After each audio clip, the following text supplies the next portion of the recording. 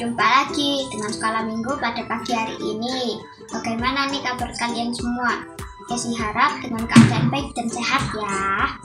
Yuk, sebelum kita mulai ibadah pada pagi hari ini, berdoa dulu yuk. Selamat pagi Tuhan Yesus. Sekarang kami akan memulai ibadah pada pagi hari ini. Hanya Engkau memberkati ibadah ini dari awal ke pertengahan sampai akhir. Hanya Engkau juga memberkati Lausu yang akan memberikan firman. Dan Engkau juga memberikan kami hikmat ya Tuhan. Tuhan, ini saja doa kita pada pagi hari ini. Amin. Dalam nama Tuhan Yesus, haleluya, amin. Selamat pagi Keki dan teman-teman. Sudah siap memuji Tuhan? Senang sekali masih diberi kesempatan untuk bernyanyi dan memuji Tuhan bersama-sama dengan teman-teman. Yuk, kita nyanyikan hari ini kuasa bahagia.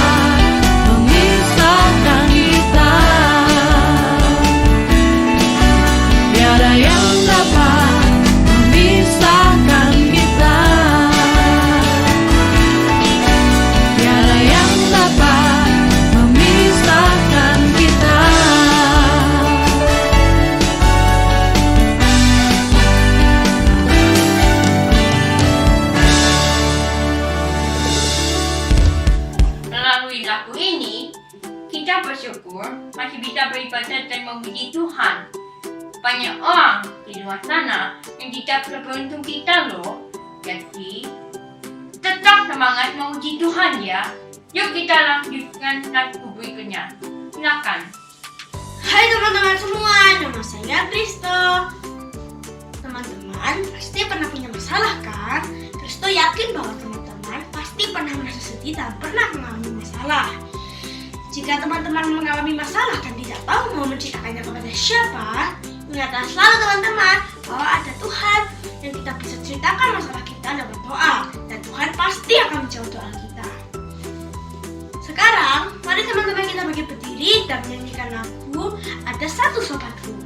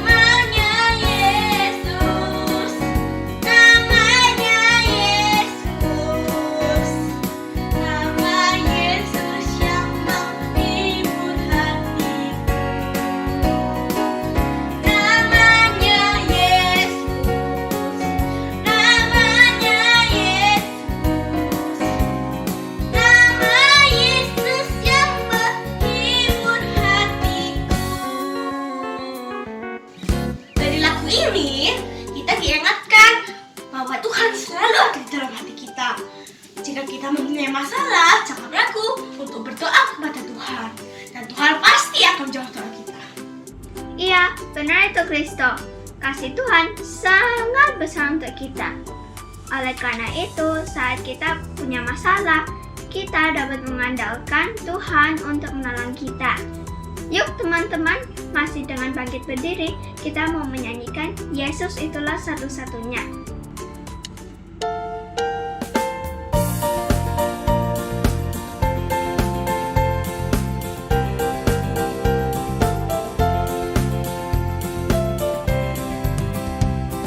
Yesus itulah satu-satunya penolongku yang sungguh. Ia berjanji akan kembali angkat kita semua.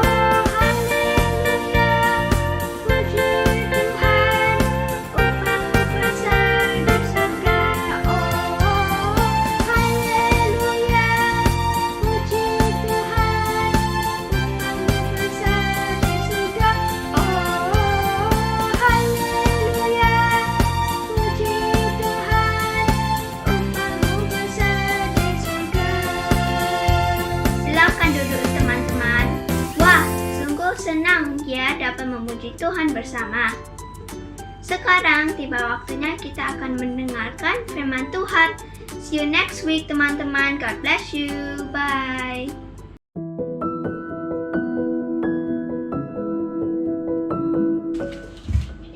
Hai, anak-anak sudah siap dengar firman Tuhan? Oke, kalau sudah siap, kita mau berdoa terlebih dahulu ya. Meminta Tuhan Allah menolong kita untuk dapat dengan fokus, dengar-dengaran, dan lakukan firman Tuhan. Oke, kita berdoa terlebih dahulu ya.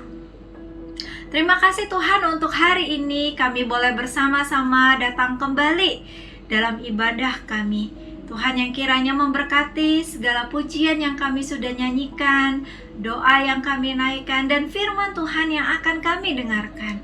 Buatlah kami mengerti apa yang kami dengar, dan Roh Kudus Tuhan bekerjalah di hati kami, supaya kami bukan hanya mengerti, tapi kami sungguh-sungguh memahami firman Tuhan dan melakukan firman Tuhan dalam hidup kami. Terima kasih Tuhan, berkati waktu sekarang ini. Kami siap untuk dengar-dengaran. Dalam nama Tuhan Yesus kami berdoa. Sama-sama kita katakan, amin.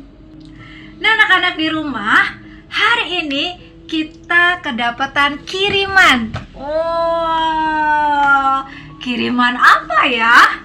Jadi, ini adalah sebuah kiriman yang ditujukan buat kita semua, buat Rosa dan juga buat anak-anak.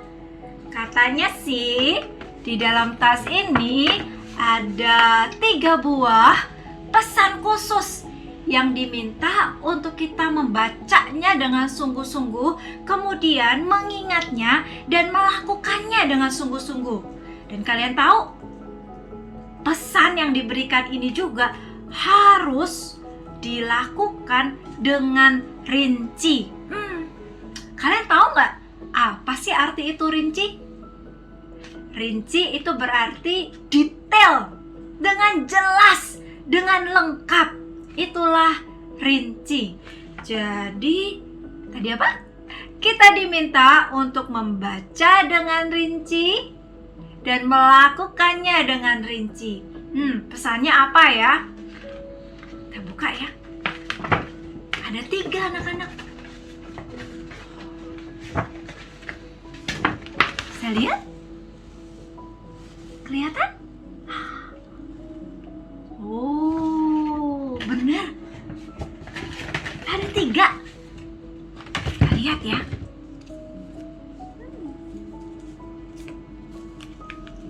Satu warna biru, 2 warna ungu, dan 3 warna kuning. Betul sekali. Kalian mau melakukan yang mana dulu? Mau dibacakan yang mana dulu? Yang mana? Oke, yang ungu dulu ya. Mari kita membacanya. Losa akan bacakan buat kalian dengan rinci.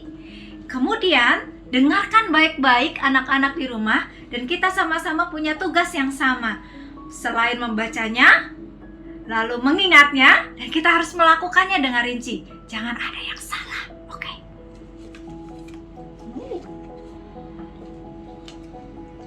Losa bacain ya. Ingat ya. Dan kita akan lakukan bersama-sama, oke? Ibu jari kanan, jari telunjuk kiri, pegang kedua telinga, lompat ke kanan, lalu lari ke kiri, katakan amin. Kalian sudah ingat? Saya ulangin ya. Ibu jari kanan, jari telunjuk kiri, pegang 2 telinga, lompat kanan, lari ke kiri, katakan amin. Sudah ingat? Kita harus melakukannya dengan rinci, oke? Sudah siap? Oke? Are you ready? Jangan salah ya, jangan salah. Oke, siap? Yuk sama-sama berdiri dulu kalau begitu. Siap? Oke. Sudah diingat ya? kita lakukan bersama-sama sambil mengatakan apa yang sesuai dengan pesan tadi. Oke? 1, 2, 3. Ibu jari kanan, jari telunjuk kiri, pegang 2 telinga, lompat kanan, lari ke kiri, dan katakan amin. Yeay! Anak-anak berhasil? Sudah melakukan dengan rinci? Oke, kita mulai pesan yang kedua. Apa ya pesan yang kedua ya? Tinggal 2 nih, tinggal 2. Yang mana dulu? Kuning. Oke, kita akan melakukannya yang berwarna kuning. Mari kita buka. Oke. Masa bacakan 2 kali seperti yang tertulis. Dengarkan baik-baik dengan rinci. Ingat baik-baik. Lalu kita akan lakukan bersama-sama seperti tadi ya. Oke. Tepuk tangan 2 kali. Lihat kanan. Lihat kiri. Tutup mata. Buka mata. Bilang siap. Ingat? Langsung ulangi sekali lagi. Tepuk tangan 2 kali. Lihat kanan. Lihat kiri. Tutup mata, buka mata, bilang siap. Oke? Sudah ingat? Kita harus melakukannya dengan rinci, jangan sampai salah, oke? Ready? Siap? 1, 2, 3. Tepuk tangan 2 kali. Lihat kanan, lihat kiri. Tutup mata, buka mata, bilang siap. Siapa yang tadi sudah melakukannya dengan rinci? Hebat. Sekarang kita punya pesan yang ketiga, yang terakhir yang harus kita lakukan bersama-sama. Kalau tadi kita lupa-lupa, it's okay, ada kesempatan yang ketiga. Kalau tadi anak-anak sudah good, sudah ingat dan lakukan dengan rinci, hebat. Lakukan lagi yang ketiga ya. Yang ketiga, amplop warna biru. Saya bacakan buat kalian. Ingat dan lakukan dengan rinci, oke? Tunjuk tangan kanan. Angkat tangan kiri. Putar-putar. Lompat-lompat. Katakan hore. Ulangi ya. Telunjuk tangan kanan. Angkat tangan kiri. Putar-putar. Lompat-lompat. Katakan hore. Sudah ingat? Sudah? Kalau sudah, mari kita lakukan bersama-sama dengan rinci. Jangan sampai salah ya. Oke, siap. 1, 2, 3. Telunjuk tangan kanan. Angkat tangan kiri. Putar-putar. Lompat-lompat. Dan katakan hore. Yeay. Good job. Kita sudah melakukan bersama-sama 3 buah pesan yang dibacakan dengan rinci. Dan kita dengarkan dengan sungguh-sungguh, kita ingat, lalu kemudian kita belajar untuk melakukannya juga dengan rinci. Wah, rasa senang sekali ketika kita bersama-sama sebagai teamwork ya, untuk mengerjakan pesan ini. Dan tentunya rasa senang sekali kalau anak-anak di rumah melakukannya dengan sukacita. Baiklah, mari anak-anak silakan duduk terlebih dahulu.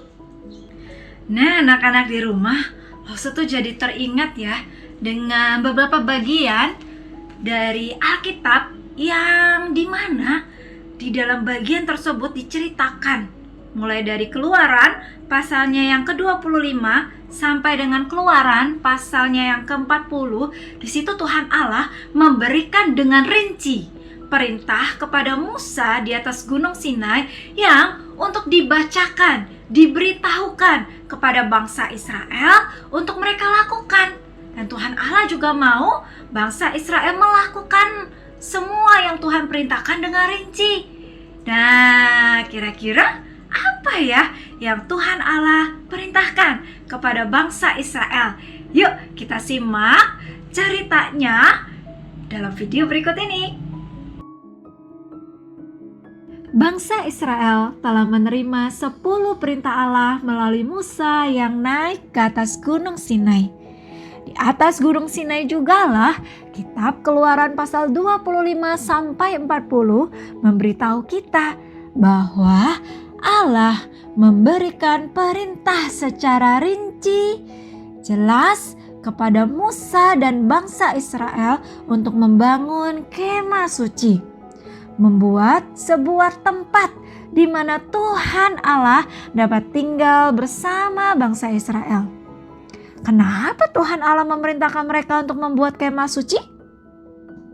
Agar bangsa Israel dapat berjumpa dengan Allah dan menyembahnya sebagai satu-satunya Tuhan. Saat Musa mengatakan kepada bangsa Israel bahwa mereka akan mendirikan kemah suci, bangsa Israel menyambut perintah itu dengan senang hati karena Tuhan Allah akan diam bersama dengan mereka. Allah memerintahkan kepada seluruh umat Israel untuk membawa persembahan dari barang kepunyaan mereka untuk digunakan dalam pembuatan kemah suci. Ada yang membawa persembahan dari perak, emas, tembaga, kain ungu tua, ungu muda, ada kain girmizi, kemudian bulu domba, ada kulit binatang domba, kulit lumba-lumba, ada yang membawa parfum, wewangian, rempah-rempahan, dan itulah persembahan yang mereka bawa untuk pembangunan kemah suci. Tuhan Allah juga menunjuk untuk Behalel dan juga Aholiab menjadi orang yang ahli untuk membangun kemah suci. Mereka menyambut perintah Tuhan dengan senang hati dan mereka mulai mengerjakan pembangunan kemah suci bagi Allah. Mereka sungguh-sungguh menikmati pekerjaan itu. Mereka bersuka cita untuk mengerjakannya. Dan sementara itu, bangsa Israel umat Allah masih terus membawa persembahan-persembahan untuk pembangunan kemah suci. Lihat, ada begitu banyak yang sudah mereka kumpulkan. Wow, jumlah yang sangat banyak. Lalu Musa kemudian berkata, Sudah cukup. Semua persembahan kalian sudah cukup. Dan kini tibalah waktunya bagi kita untuk membangun kemah suci bagi Allah. Ada mezbah persembahan, ada pelataran, lalu kemudian bagian ini adalah kemah suci, tempat di mana Allah berdiam di antara umat Allah. Kalian lihat, ada tiang-tiang penyangga dari kemah suci, ada kain-kain yang menutupi dari kemah suci. Ada 2 ruang penting di bagian kemah suci. Bagian yang luar adalah ruang kudus bagi Allah, dan bagian yang belakang yang ditutupi oleh kain tebal itu adalah ruang maha kudus, tempat di mana Tuhan Allah berdiam bersama dengan bangsa Israel. Tabut ini bernama Tabut Perjanjian. Tabut Perjanjian adalah tempat di mana Tuhan Allah hadir bersama bangsa Israel yang terbuat dari emas, lalu kemudian ada tongkat pengusung. Dan di dalam tabut perjanjian ini juga Musa meletakkan 2 loh batu yang berisi 10 perintah Allah. Ketika kemah suci sudah selesai dibangun, Musa dan bangsa Israel sungguh senang menyambutnya. Kemudian Musa pun menguduskan dan mengkhususkan rumah Allah kemah suci ini dan kemudian memberkati kemah suci dengan minyak urapan. Musa melakukan semuanya seperti yang Tuhan Allah perintahkan dengan rinci. Lalu kemudian tidak hanya itu, Musa juga menuruti perintah Allah. Ia mengangkat Harun dan juga anak-anaknya untuk menjadi imam di kemah suci. Pekerjaan mereka adalah menolong umat Allah agar umat Allah dapat beribadah dengan baik kepada Tuhan. Semua itu sudah dilakukan oleh Musa dan bangsa Israel dan berjalan sesuai dengan perintah Tuhan. Sungguh senang mereka, sungguh senang bangsa Israel melihat pekerjaan mereka yang telah mereka lakukan secara rinci seperti yang Tuhan Allah perintahkan. Pada waktu siang ataupun malam, Tuhan Allah hadir melalui awan dan juga api. Ketika awan itu ada di atas dari kemah suci, itu artinya bangsa Israel akan tetap tinggal di daerah tersebut.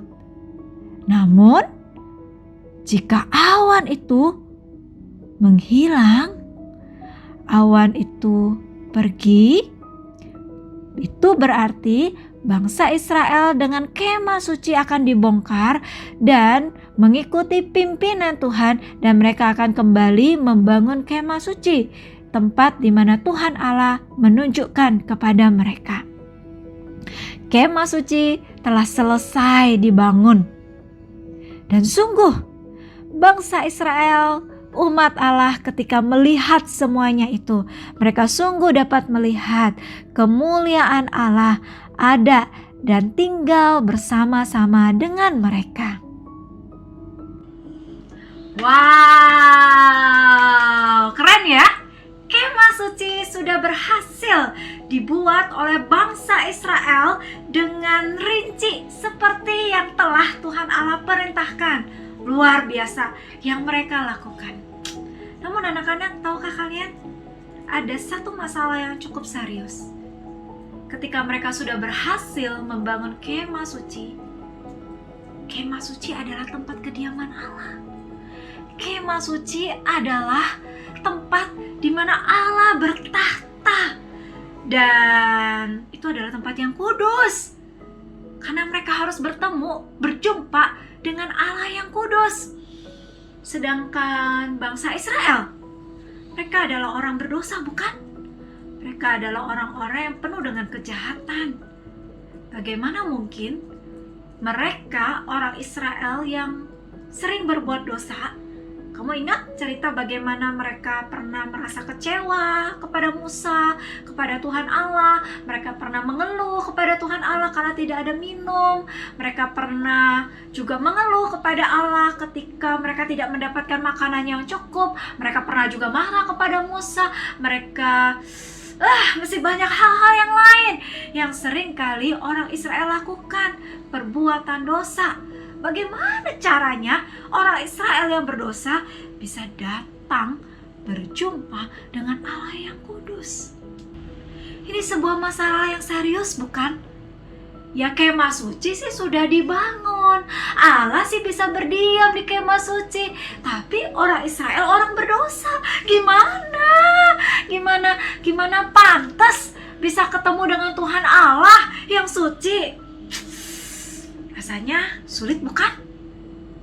Tapi Tuhan Allah begitu mengasihi bangsa Israel, sehingga Tuhan Allah memerintahkan bangsa Israel ketika mereka mau datang berjumpa dengan Allah, menyembah Allah yang suci, sedangkan mereka orang berdosa, mereka harus membawa anak domba yang kemudian disembelih, dikurbankan di atas mezbah di pelataran kemah suci.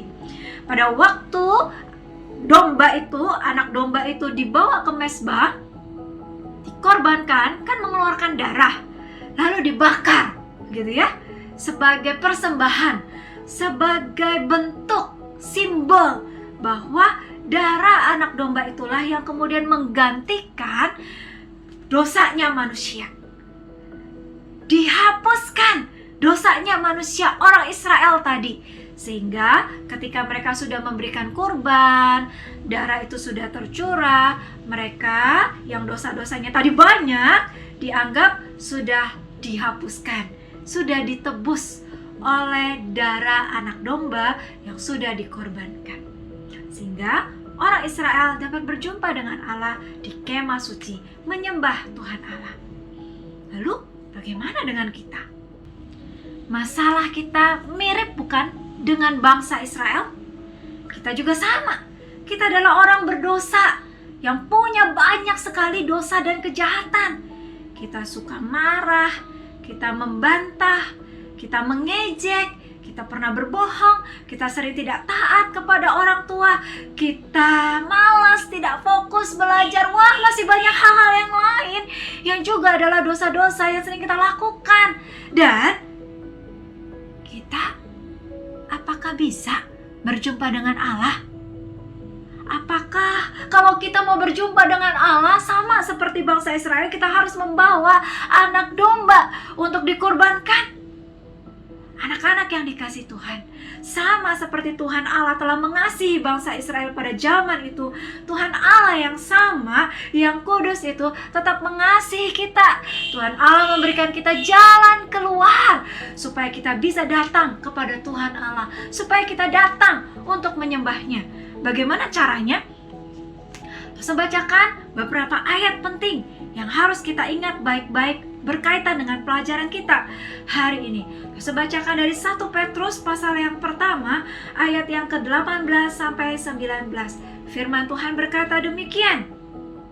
Sebab kamu tahu bahwa kamu telah ditebus dari cara hidupmu yang sia-sia, yang kamu warisi dari nenek moyangmu itu, bukan dengan barang yang fana, bukan pula dengan perak atau emas, melainkan dengan darah yang mahal, yaitu darah Kristus, yang sama seperti darah anak domba yang tak bernoda dan tak bercacat. Kita telah ditebus oleh darah anak domba yang adalah Kristus. Masih ingat bagaimana Kristus lahir ke dalam dunia? Dia datang memberitakan firman Tuhan bahwa dialah juru selamat. Sampai akhir kehidupannya, Yesus seperti darah anak domba yang disembelih, yang dikurbankan pada waktu Yesus tergantung di atas kayu salib. Pada waktu darah dicurahkan, keluar menetes. Setiap orang yang percaya kepada darah anak domba tersebut, percaya bahwa Yesus adalah juru selamat manusia, maka dosa kita telah ditebus. Dosa kita sudah dihapuskan oleh darah Tuhan kita Yesus Kristus, sehingga kita dapat datang kepada Tuhan Allah, kita dapat beribadah kepada Tuhan Allah melalui darah anak domba, yaitu Yesus Kristus. Satu bagian firman Tuhan lagi yang lo mau bacakan buat anak-anak. Yohanes pasal yang ke-14 ayat yang ke-6. Yohanes pasalnya yang ke-14 ayat yang ke-6. Saya bacain ya. Demikian firman Tuhan. Kata Yesus kepadanya, kepada murid-muridnya pada waktu itu, Akulah jalan dan kebenaran dan hidup. Tidak ada seorang pun yang datang kepada Bapa kalau tidak melalui aku. Wow, firman Tuhan hari ini mengingatkan kita pun dapat berjumpa dengan Bapa kita di surga. Memang Dia adalah Allah yang kudus, kita orang yang berdosa. Bagaimana caranya? Melalui percaya kepada Tuhan Yesus, karena Dialah jalan kebenaran dan hidup. Hanya kepada Tuhan Yesuslah kita dapat datang kepada Bapa kita yang di surga. Nah, anak-anak yang dikasihi oleh Tuhan, hari ini kalau anak-anak sudah sungguh-sungguh percaya kepada Tuhan Yesus, mengucap syukurlah bahwa kita dapat datang beribadah kepada Tuhan Allah kita tanpa lagi ada dosa yang merintangi kita, karena dosa kita sudah diampuni. Tapi buat anak-anak yang mungkin sampai hari ini belum pernah sungguh-sungguh percaya kepada Tuhan Yesus sebagai Tuhan dan Juru Selamat, maka sekaranglah waktunya bagi kita untuk kita bersama-sama berdoa. Maukah anak-anak di rumah, baik yang sudah percaya maupun yang mau percaya hari ini, kita bersama-sama berdoa, memohon Tuhan Yesus untuk mengampuni dosa kita. Mau? Jika anak-anak mau, mari lipat tanganmu, tutup matamu, tirukanlah selanfang berdoa. Tuhan Yesus, kami percaya bahwa Tuhan Yesus adalah jalan, kebenaran, dan hidup. Hanya melalui percaya kepada Tuhan Yesus, maka kami dapat datang kepada Bapa di surga. Tuhan Yesus, tolong saya, ampuni dosa-dosa saya, supaya saya bisa datang kepada Bapa di surga. Tuhan Yesus, tolonglah saya, agar saya selalu bersyukur untuk kasih Tuhan kepada saya. Ajarlah saya untuk juga suka datang berjumpa dengan Tuhan Allah melalui firman Tuhan yang kami baca, melalui doa yang kami naikkan, dan melalui seluruh hidup kami. Tuhan Yesus, tolong saya. Terima kasih Tuhan. Di dalam nama Tuhan Yesus, kami sungguh bersyukur. Kami berdoa. Sama-sama kita katakan, amin.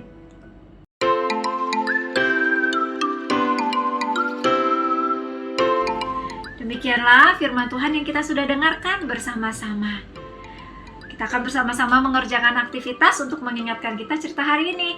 Hari ini aktivitasnya diambil dari pelajaran 7. Seperti apa, bahan apa yang kita perlukan, kita lihat bersama-sama ya. Aktivitas yang kita perlukan hari ini, perlengkapannya adalah lembar aktivitas murid pelajaran 7 yang gambarnya seperti ini ya. Allah bertemu dengan bangsa Israel. Bagian yang depan adalah ringkasan hari ini, cerita hari ini. Dan halaman yang sebelahnya adalah hymn. Kalian bisa menyanyikan bersama dengan orang tua ya. Kita akan kerjakan aktivitas di baliknya. Nah, kita mengerjakan bagian yang ini dulu ya. Datang kepada Allah dengan caranya. Apa yang perlu dibawa bangsa Israel ke dalam kemah suci sehingga mereka bisa bertemu dengan Allah? Untuk mendapatkan jawabannya, warnailah bagian yang bernomor. Gunakan warna berikut ini. Kalau ada angka 1 berarti warna kuning, angka 2 berarti hijau, angka 3 biru, dan angka 4 hitam ya.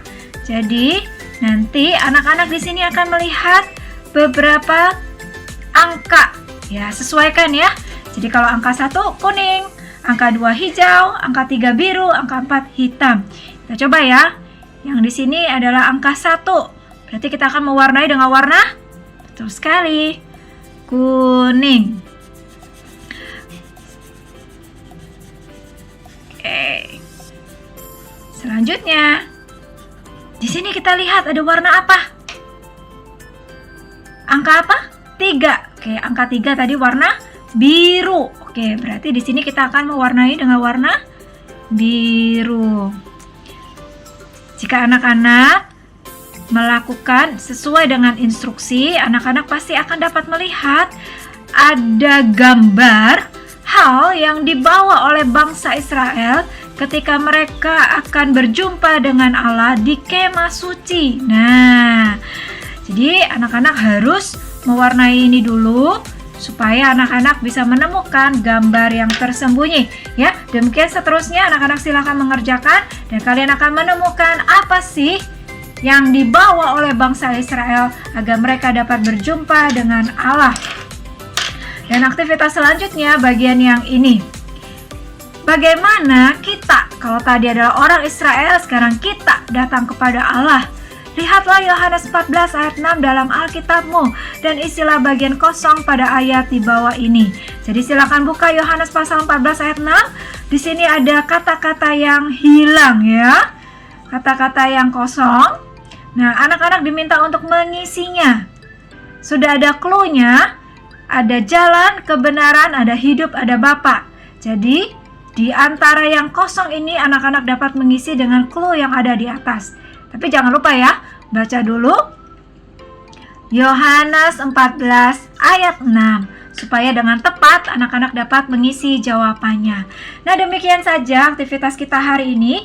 Jika anak-anak sudah berhasil menyelesaikan, silakan foto dan dikumpulkan kepada guru mentor. Dapatkan 60 poin untuk aktivitas kita minggu ini. Dan jika anak-anak menyelesaikan hari ini hari Minggu, maka anak-anak mendapatkan tambahan bonus 20 poin ya.